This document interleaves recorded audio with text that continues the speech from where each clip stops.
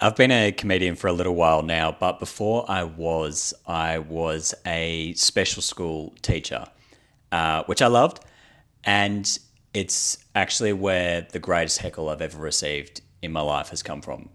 I haven't really been heckled doing stand-up comedy. People will yell out stuff from time to time, but I had this group of kids. They were 12 years old, and there was one kid who would get really angry within the group, right? Which is not uncommon.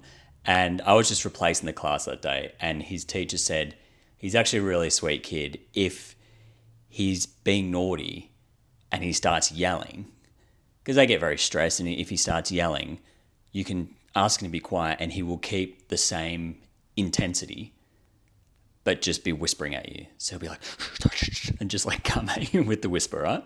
So it was privately pretty funny, right? He wasn't violent or anything. Anyway, we took these kids on an excursion, and this kid starts getting really upset about something, and he wouldn't put his seatbelt on the bus. Which, as the only teacher on the bus, I'm then responsible if anything happens, right? So the teacher aides can't get him to get his seatbelt on. So I lean back and I'm like, I must have just said something like, hey mate, you need to put your seatbelt on.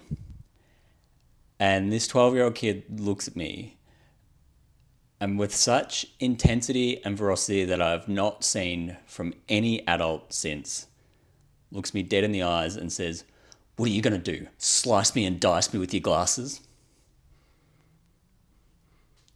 It's the greatest heckle ever. Because what can you say? Literally, what can you say to that? Checkmate.